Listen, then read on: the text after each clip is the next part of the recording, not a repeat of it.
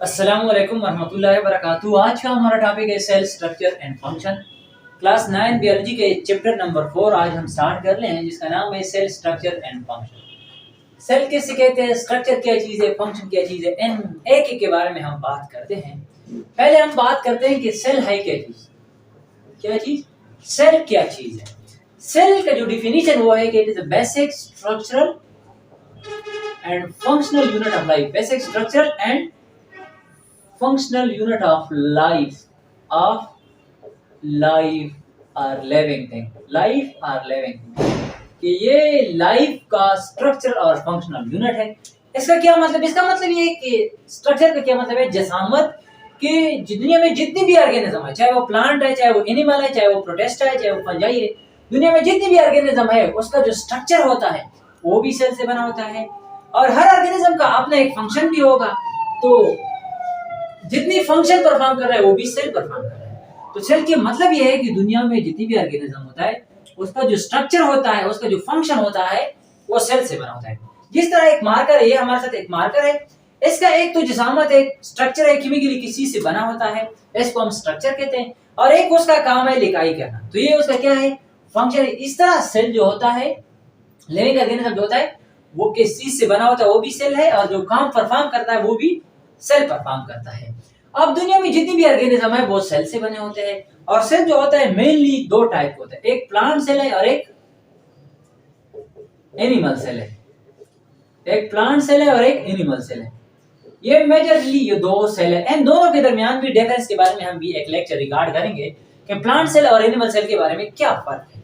तो मेनली फर्क यह है कि प्लांट सेल में सेल वॉल होता है और एनिमल सेल में सेल वॉल नहीं होता। ये मेन डिफरेंस इन दो सेल के दरमियान है।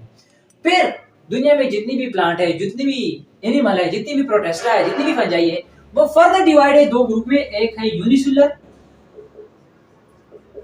एक है मल्टीसेलुलर। अब यूनिसेलुलर क्या चीज है, मल्टीसेलुलर क्या चीज है? डियर स्टूडेंट, इस वीडियो में हम सेल स्ट्रक्चर एंड फंक्शन के बारे में बेसिक से बातें करेंगे।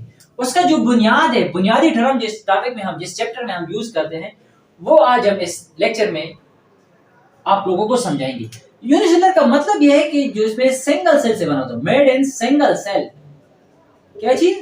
जो एक ही सेल से, हर ऑर्गेनिज्म हो लेकिन एक सेल से बनता है। ऑर्गेनिज्म हम इसको कहते हैं कि जो प्रॉपर ऑर्गन सिस्टम उसमें होती है। ऑर्गेनिज्म वो होते हैं जो प्रॉपर डाइजेशन करता है, एक्सक्रीशन करता है, रिप्रोडक्शन करता है। ये यूनिसेलुलर वो ऑर्गेनिज्म होता है जिसमें सेल तो एक होता है लेकिन ये सेल जो होता है सारे काम परफॉर्म करता है।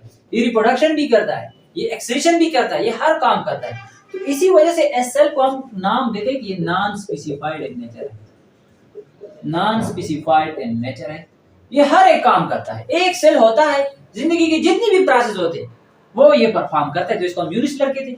और एक होता है मल्टीसेलुलर। मल्टीसेलुलर का मतलब है कि made by more than one cell, कि वो ऑर्गेनिज्म जो एक सेल से नहीं बनते बल्कि एक से ज्यादा सेल आपस में मिलकर, दो से बने हो, हजारों से बने हो, मिलियन सेल्स आपस में मिलकर एक ऑर्गेनिज्म बनाए, तो इसको हम कहते हैं मल्टीसेलुलर। फॉर एग्जांपल, इसका जो एग्जांपल है, यूनिसेलुलर का जो एग्जांपल है, ये फॉर एग्जांपल बैक्टीरिया हो गया, अमेबा हो गया, पैरामीशियम हो गया, ये सारे एन से बिलोंग करते हैं। और इनका एग्जांपल, मेनली एग्जांपल प्लांट और एनिमल। प्लांट और एनिमल जो होता है ये मल्टीसेलुलर से ताल्लुक रखते हैं। किस चीज से ताल्लुक रखते हैं? मल्टीसेलुलर से ताल्लुक रखते हैं। बेटा, हम आज सेल के बारे में बात करते हैं कि सेल जो होता है ये क्या चीज है। पहले हम सेल की डिफिनीशन कर लिया कि सेल जो होता है उसका स्ट्रक्चर और फंक्शनल यूनिट है लाइफ का। फिर हम स्ट्रक्चर के बारे में बात की कि स्ट्रक्चर जो होता है जसामत, कि ऑर्गेनिज्म किस चीज से बना होता है। ये इस तरह बनता है ना कि पहले एटम होता है। क्या होता है बेटा? पहले एटम होता है। एटम आपस में मिलकर मॉलिक्यूल बनाते हैं। क्या चीज बनाते हैं? मॉलिक्यूल बनाते हैं। अब मॉलिक्यूल में फिर बायोमॉलिक्यूल होता है। क्या होता है? बायोमॉलिक्यूल। अब बायोमॉलिक्यूल क्या चीज है? वो मॉलिक्यूल जिससे इंसान की बॉडी बना हो, ऑर्गेनिज्म बना होता है, इसको हम बायोमॉलिक्यूल कहते हैं। और उनका तादाद होता है 16 एलिमेंट। और इन 16 में फिर 6 एलिमेंट ऐसे हैं जो 99% ह्यूमन की बॉडी बनाते हैं, और बाकी जो 10 एलिमेंट है वो ह्यूमन का 1% बॉडी बनाता है। अब ये बायोमॉलिक्यूल फर्दर आगे क्या चीज बनाता है? आगे ये ऑर्गेनेलिज बनाता है। क्या चीज बनाता है? ऑर्गेनेलिज बनाता है। अब ये ऑर्गेनेलिज आपस में सेल बनाता है। तो सेल किस तरह बना है? सेल का जो बेसिक यूनिट है वो भी एटम है। सेल किस चीज से बना होता है? एटम से बना होता है। एटम आपस में मिलकर मॉलिक्यूल बनाया। फिर मॉलिक्यूल जो होता है वो 16 एलिमेंट है, 16 एटम होते हैं, या इसको हम एलिमेंट कहेंगे या मॉलिक्यूल कहेंगे, जो बायो मॉलिक्यूल इसको हम कहेंगे या बायो एलिमेंट इसको हम कहेंगे। तो फिर वो फर्दर ऑर्गेनेल्स बनाते हैं, फिर वो सेल बनाएंगे। तो इसी तरह सेल बन गया। फिर हमने बात की कि दुनिया में जितनी भी सेल है वो दो कैटेगरी होते हैं, या यूनिसेलुलर होते हैं या मल्टीसेलुलर होते हैं। एक और कैटेगरी भी है कॉलोनियल फॉर्म में। कॉलोनियल वो होते हैं जो एक कॉलोनी बनाते हैं। इस तरह फॉर एग्जांपल एक कॉलोनी, जिस तरह गांव में होता है ना, सिटी में भी होता है, फॉर एग्जांपल ये फलाह कॉलोनी है, ये खटक कॉलोनी है, ये फलाह कॉलोनी है। तो इस कॉलोनी में होता है कि 15-20 घर आपस में इकट्ठा होंगे, एक कॉलोनी बनाएंगे। इस तरह 20, 300, 400, 200, 1000, मिलियन सेल आपस में मिलकर एक कॉलोनी बनाएंगे। तो इसको हम कॉलोनियल ऑर्गेनाइजेशन कहते हैं।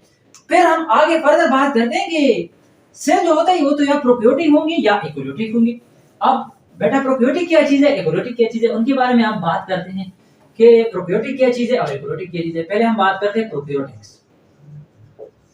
अब प्रोकैरियोटिक का क्या मतलब है? प्रो का मतलब है बिफोर, क्या चीज? बिफोर। और कैरियोटिक का मतलब है न्यूक्लियस। कि इसमें ये वो ऑर्गेनिज्म है जो पुराने हैं। बिफोर का मतलब है पुराने ऑर्गेनिज्म। ये वो ऑर्गेनिज्म है जो पहले इवोल्व हुई है, फर्स्ट ऑर्गेनिज्म, फर्स्ट इवोल्व हुए होते हैं। फिर इन ऑर्गेनिज्म से क्या होंगे?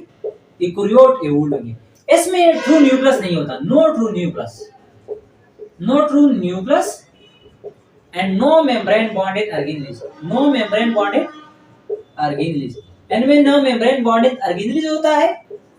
मेम्ब्रेन बॉन्डेड ऑर्गेनेलिज का मतलब यह है कि वो ऑर्गेनेलिज जिस पे मेम्ब्रेन होती है, जो इस पे पर्दा होती है, वो भी प्रोकैरियोटिक सेल में मौजूद नहीं होते हैं।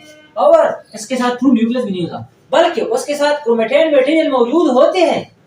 वहां पे एक टेम्परेरी, एक आर्जी तौर पर एक लाइन होंगी जिसको हम कहते हैं न्यूक्लियाइड। वो रीजन जहां पे प्रोकैरियोटिक के न्यूक्लियोटाइड, या जिसको हम न्यूक्लिक एसिड कहेंगे, या जिसको हम डीएनए कहेंगे, जीन कहेंगे, क्रोमोसोम कहेंगे, ये उसमें मौजूद होता है, लेकिन उस पे प्रॉपर मेम्ब्रेन नहीं होता। तो उस रीजन को हम न्यूक्लियाइड कहेंगे। क्या नहीं कहेंगे? न्यूक्लियाइड कहेंगे। तो इस रीजन को हम बेटा न्यूक्लियाइड कहेंगे। क्या नहीं कहेंगे? न्यूक्लियाइड। और यूकेरियोटिक वो होता है जिसमें ट्रू न्यूक्लियस होता है। क्या होता है? यूकेरियोटिक वो होता है जिसमें ट्रू न्यूक्लियस होता है। ट्रू न्यूक्लियस इसमें होता है, तो इसको हम कहते हैं क्या चीज? यूकेरियोटिक्स। और इसके साथ मेम्ब्रेन बॉन्डेड ऑर्गेनेलिज भी होते हैं। मेम्ब्रेन बॉन्डेड ऑर्गेनेलिज भी इसमें मौजूद होते हैं। और प्रोकैरियोटिक में बैक्टीरिया वगैरह आते हैं, और जो यूकेरियोटिक है उसमें प्लांट वगैरह, एनिमल, ये सारे आते हैं। तो ये था आज का हमारा टॉपिक, सेल स्ट्रक्चर और फंक्शन के बारे में। अब हम सेल जो कि बहुत छोटा होता है, आंखों से तो उसको हम नहीं देख सकते, तो उसको स्टडी करने के लिए, देखने के लिए, एग्जामिन करने के लिए कुछ एडवांस क्या होती है, कुछ चीजों की जरूरत होती है, ताकि हम कुछ तरीकों की जरूरत होती है, ताकि वो तरीके हम अप्लाई करके उसको हम स्टडी कर ले। तो हमें सबसे पहला तरीका जो है वो है माइक्रोस्कोपी। क्या चीज? माइक्रोस्कोपी। नेक्स्ट लेक्चर में हम माइक्रोस्कोपी के बारे में बात करते हैं कि माइक्रोस्कोपी क्या चीज होता है, और माइक्रोस्कोप को किस तरह, किसने डिस्कवर किया है, सबसे पहले किसने इवॉल्व किया है, और सेल जो होता है उसके हिस्ट्री के बारे में भी हम एक लेक्चर रिकॉर्ड करेंगे कि सेल किस तरह वजूद में आ गया, किस साइंटिस्ट को किस तरह पता लग गया कि ये दुनिया सेल से बनी हुई है, ये ऑर्गेनिज्म सेल से बनी हुई है। इसके बारे में भी हम एक लेक्चर रिकॉर्ड करेंगे। तो ये था आज का हमारा topic, cell structure and function के बारे में, उसका बेसिक के बारे में कि मेनली कितने सेल होते हैं, प्रोकैरियोट क्या चीज है, यूकेरियोट क्या चीज है, इसके बारे में हमने बात की। अगर इस बेसिक के बारे में आपके जहन में कोई